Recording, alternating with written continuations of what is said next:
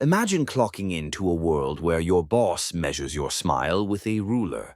Office chairs require permission slips, and political leaders once banned sneezing during meetings because it was considered a sign of rebellion.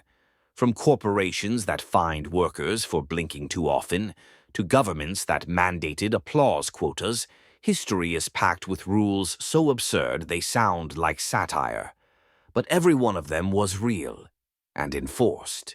Let's dive into the 50 weirdest work, office, and political rules ever recorded.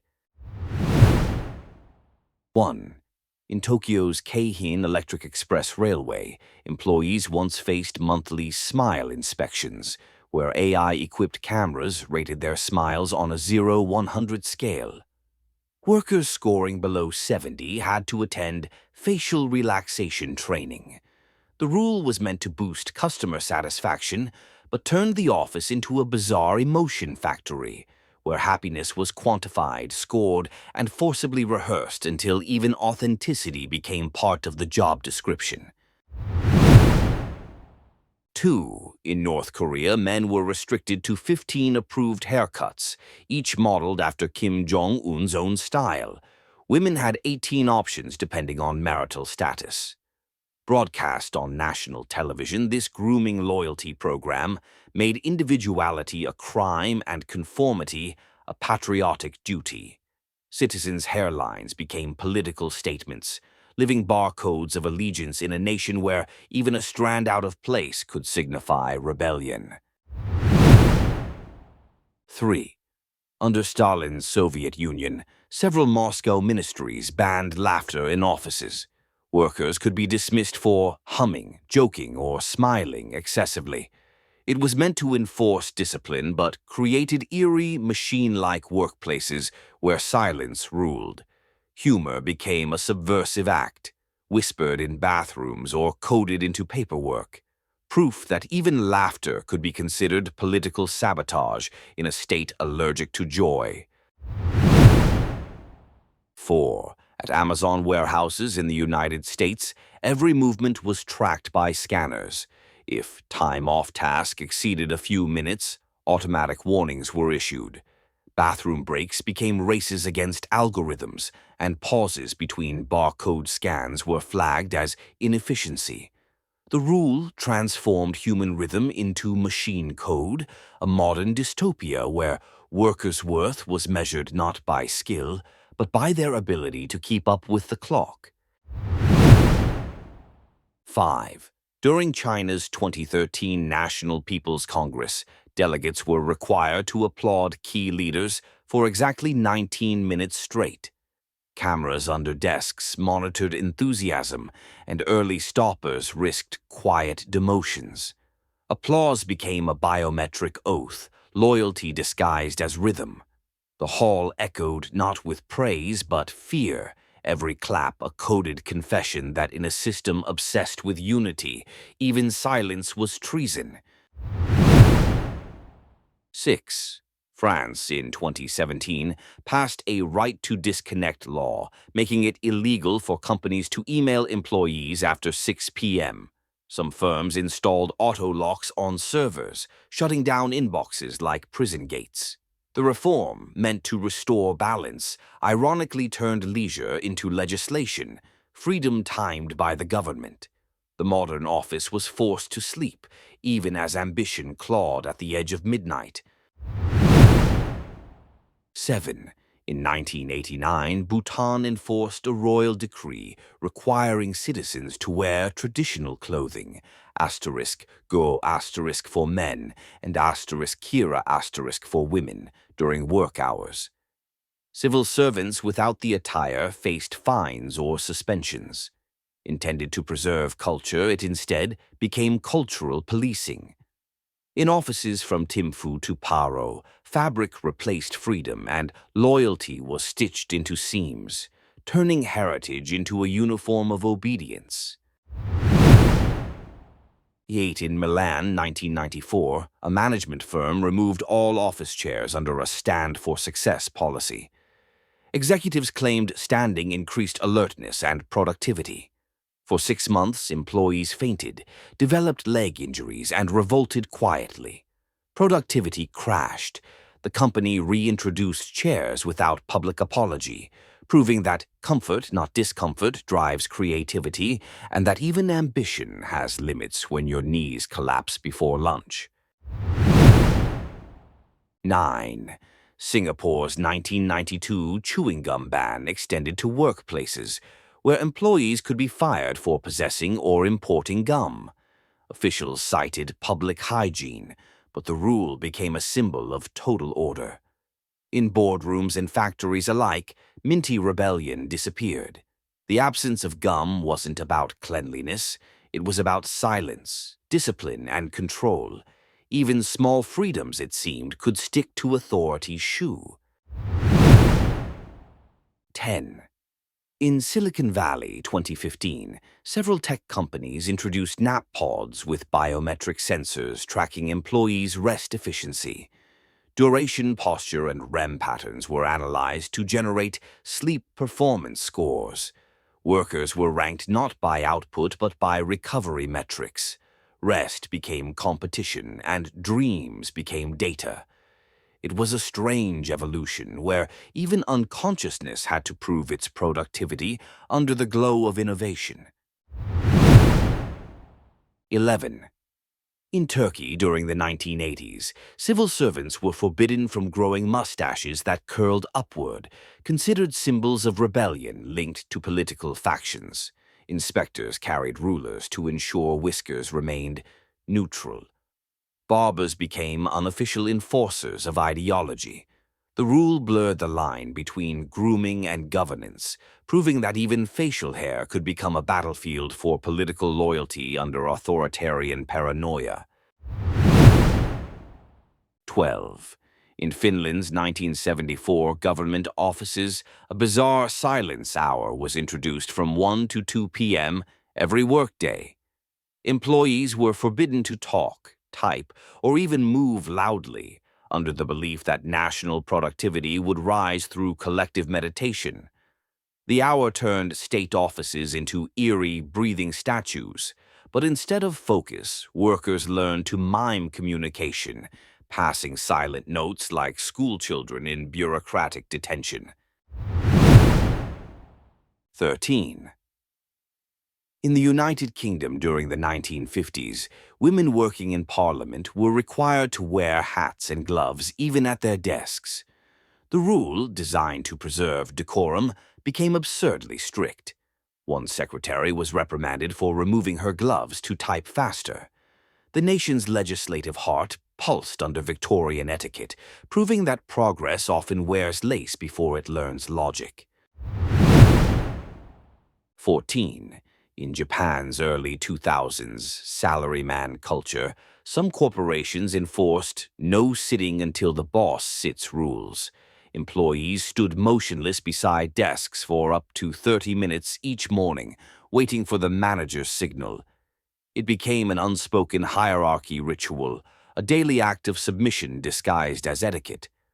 Productivity suffered, but obedience thrived. The office resembled a temple more than a workplace. 15.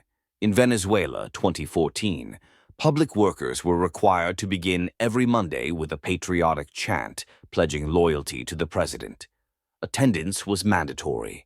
Those who refused were marked ideologically unstable. The ritual mixed politics and religion, voices rising in rehearsed unity while supervisors recorded who hesitated. The workplace became an altar of devotion, where employment itself depended on faith in a man, not a system. 16. In the United States 1913, the Ford Motor Company introduced home inspections for employees. The social department visited workers' houses to ensure cleanliness, sobriety, and proper family behavior before granting wage bonuses. It was framed as moral guidance but functioned as social surveillance. The factory's authority followed employees home, turning domestic privacy into a corporate performance judged by strangers with clipboards. 17. In Italy's 1987 civil services, coffee breaks were strictly timed to 5 minutes. Any delay in returning was treated as theft of government time.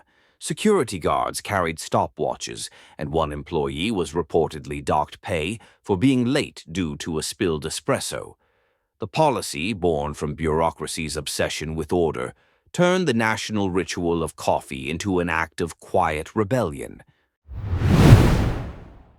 18. In China's 2019 996 work culture, 9 a.m. to 9 p.m. 6 days a week, tech employees were expected to display loyalty through exhaustion. Companies celebrated death by dedication, and refusing overtime was branded unpatriotic. Some firms installed digital clocks displaying hours since last rest. The rule wasn't official law, but cultural law, obedience enforced through ambition until sleep itself felt like treason. 19. In Iran, 2010, government offices introduced scent regulations banning Western perfumes. Workers were instructed to wear only approved Islamic fragrances, deemed spiritually pure. Inspectors roamed corridors sniffing for violations. The rule fused morality and bureaucracy, where even aroma became ideological. One misplaced note of musk could be labeled moral decay, turning the air itself into a monitored substance. 20. In South Korea, 2008, several corporations adopted morning singing rituals where employees stood in rows to chant company anthems before work. Lyrics praised diligence, sacrifice, and loyalty to the firm. Cameras recorded enthusiasm levels, and those singing too softly were reprimanded for emotional absence.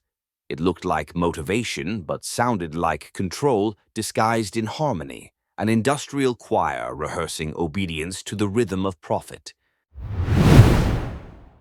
21. In Germany during the 1930s, government clerks were required to salute framed portraits of Adolf Hitler every morning before beginning work. Failure to salute was grounds for dismissal or suspicion of treason. The ritual was documented, logged, and occasionally photographed as proof of loyalty. What began as bureaucracy became worship, a mechanical act that fused paperwork with propaganda, turning desks into altars and ink signatures into silent pledges of allegiance. 22.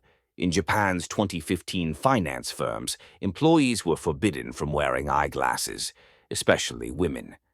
Management claimed glasses looked unfriendly and blocked facial sincerity. The rules sparked outrage, but compliance persisted out of fear. Workers strained their eyes for aesthetics, embodying a culture where corporate image literally blurred vision, and style was valued more than sight. The workplace became a theater where clarity was sacrificed for appearance. 23. In Indonesia, 1982, government workers were required to stand when hearing the president's name during official radio broadcasts. Supervisors roamed hallways enforcing the gesture of loyalty. Some employees were fired for failing to stand quickly enough. The rule blurred reverence and fear, a ritual of reflexive obedience, proving that even sound waves could command physical submission in a nation ruled by spectacle. 24. In the United States during the 1950s, IBM famously enforced the white shirt rule. Male employees were required to wear white dress shirts, dark ties, and conservative suits daily. Any deviation, even a light blue shirt, was labeled nonconformist behavior. The policy built a visual empire of identical men, each groomed into corporate anonymity. Creativity had no dress code because individuality wasn't on the payroll. 25. In Saudi Arabia, 2010, government offices banned red clothing during February to discourage Western Valentine influence. Inspectors patrolled ministries, ensuring no trace of the color appeared. Even pens and folders were checked. The ban extended to workplaces, where a red tie or lipstick could mean suspension. The rule turned romance into rebellion, proving that love, too, can be censored under the weight of ideology. 26. In the Philippines, 1991, a mining company enforced a mandatory smile hour, where employees had to keep smiling between 2 p.m. and 3 p.m. Managers roamed aisles with cameras, finding anyone caught frowning. The idea was to boost morale, but it birthed a grotesque spectacle of forced happiness.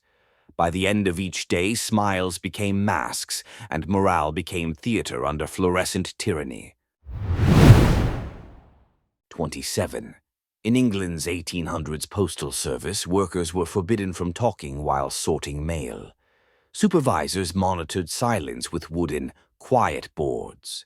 Offenders were fined a day's wage. The logic was efficiency. The result was monotony.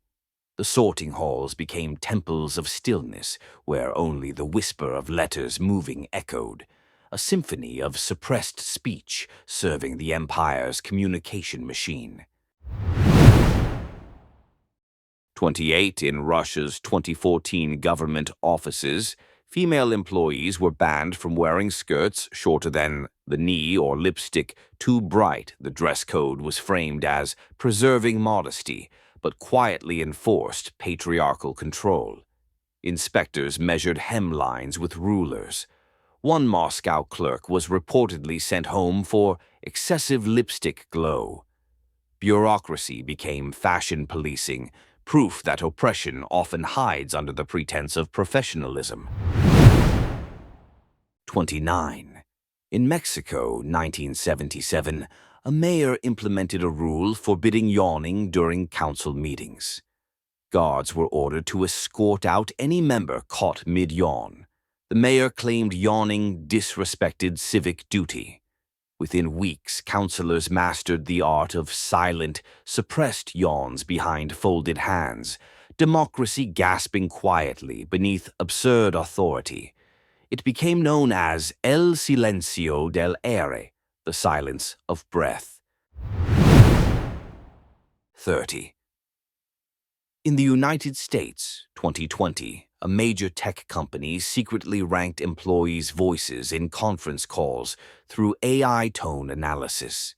The algorithm rated confidence, friendliness, and obedience. Poor scores triggered mandatory communication coaching.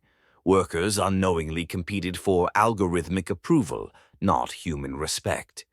The rule turned conversation into code, where even tone became a metric, and authenticity was rewritten as software compliance. 31. In France during the 1800s, factory owners enforced a permission to blink policy for child workers operating looms. Supervisors timed eye movements to prevent drowsy production. Children caught blinking too long were whipped for time theft. The rule was eventually outlawed, but it left an eerie legacy. Proof that early industrial efficiency came at the price of humanity, where even involuntary reflexes were treated as rebellion against profit. 32. In China's 2021 government offices, employees were required to memorize and recite quotes from Xi Jinping's thought app daily. Attendance was tracked digitally, and recitation scores were tied to promotions. Failing to meet reading quotas could stall a career. The workplace became a classroom, and devotion became a metric, turning political literacy into a gamified test of loyalty under a glowing screen. 33. In the United States during the 1940s, women working in factories were fined for non-feminine posture. Supervisors issued written warnings for slouching, deep voices, or unladylike gait. The rule, intended to preserve morale, became a cruel parody of decorum, where women building weapons of war were punished for standing like soldiers, instead of secretaries. Patriotism demanded victory, but etiquette demanded fragility. 34.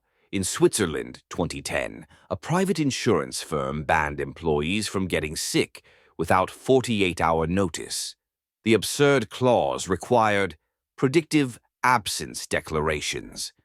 Anyone falling ill suddenly faced pay deductions. Ironically, the company specialized in health insurance. The rule mocked its own product, a corporate paradox where wellness was treated like scheduling a meeting with disease itself. 35. In Malaysia's 1995 state offices, employees were forbidden from wearing black on Mondays. Officials believed it symbolized mourning and negative energy. Anyone breaking the rule had to write apology letters describing their emotional recovery. The policy, born from superstition, turned fashion into therapy and psychology into paperwork, a bureaucratic exorcism dressed as productivity management. 36. In Egypt, 1965, radio station workers were required to bow towards the president's palace before broadcasting each morning. The ritual was invisible to listeners but mandatory to the staff. Refusal meant instant suspension. The act mixed politics and mysticism, turning invisible gestures into loyalty tests and microphones into sacred instruments of national worship. 37. In South Africa, 1980s gold mines implemented silence zones, where workers could not speak underground to prevent distraction. But silence also prevented complaints and unity. Miners developed a secret tapping language on helmets to communicate rebellions.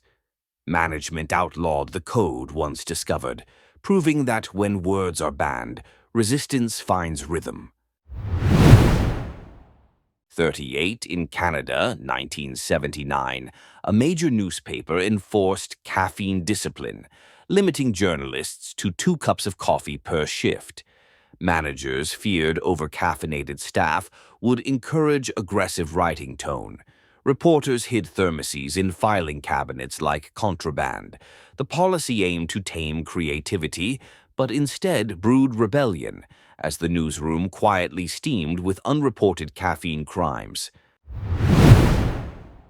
39. In Japan's 1999 office culture, companies implemented uniform sleep hours, requiring employees to log exactly 6 hours of rest each night. HR departments tracked entries in sleep diaries, claiming balanced rest improved unity. But falsified records flourished, and exhausted workers learned to dream on paper while awake, proving that even rest becomes absurd when micromanaged by control. 40.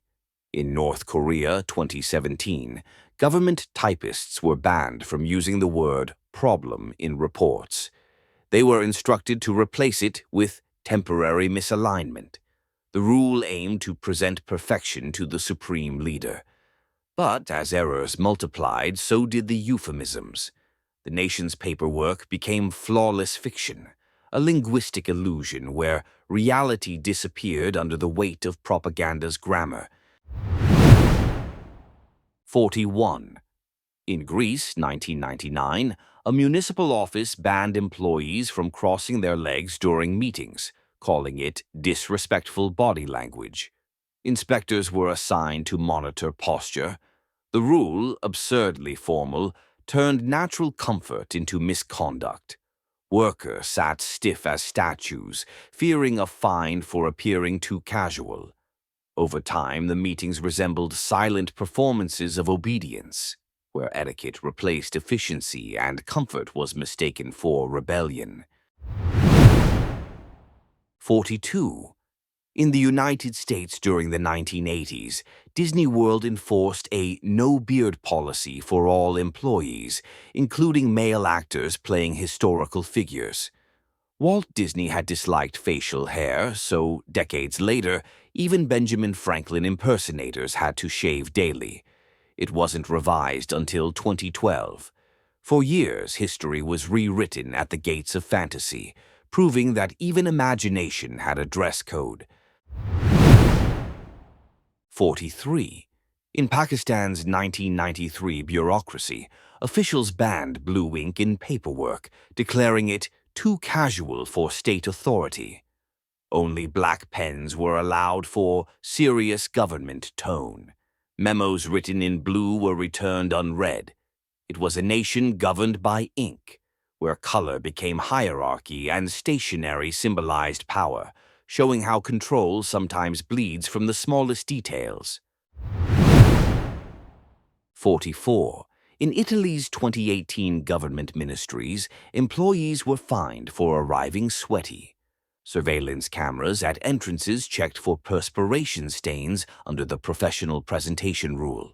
The policy, meant to promote hygiene, ignored scorching Mediterranean summers. Workers sprayed deodorant in hallways like nervous athletes before a match, proving that bureaucracy often forgets the human body beneath the suit. 45. In Japan's 1987 broadcasting offices, newscasters were banned from wearing wristwatches on air as producers feared time references could distract from national continuity. The rules symbolized timeless control, information without minutes, news without clocks. Viewers saw calm faces, unaware that behind the lens, anchors mouthed countdowns from hidden timers taped to walls. The performance of eternity had a strict run time. 46. In Nigeria, 2005, civil servants were ordered to begin every workday with 30 minutes of patriotic aerobics. Attendance was mandatory and absentees faced wage deductions. Loudspeakers blasted national anthems as employees marched in circles. The rule was meant to boost morale, but became public theater, where fitness met nationalism in an awkward dance of bureaucracy pretending to sweat for progress. 47. In Germany, 1956, factory workers were fined for whistling popular American tunes during shifts. Supervisors claimed Western melodies distracted discipline. Whistling Elvis or Sinatra could cost a week's pay. The rule turned melodies into misdemeanors, a Cold War paranoia echoing through assembly lines, where rhythm itself was regulated and joy became contraband carried on breath. 48. In the United Arab Emirates, 2016, an office building introduced Fragrance Wednesdays, requiring workers to wear specific perfumes aligned with their department: citrus for finance, oud for management. The scent hierarchy was supposed to promote unity, but devolved into absurd status wars. By year's end, HR received over 100 allergy complaints. The air smelled of prestige and mild chaos. 49. In the United States, 1972, a Wall Street firm implemented a no left-handed writing rule for traders, claiming left-handers' writing smudged transaction slips. Trainees were forced to retrain their dominant hand or lose their job. The rule lasted 2 years before protests ended it. It was a reminder that even success can be rewritten by superstition, one awkward pen stroke at a time. 50. In China, 2022, a marketing company required employees to submit daily mood selfies to measure morale via facial recognition software. Photos were analyzed for happiness ratios, and consistently neutral faces were flagged for counseling.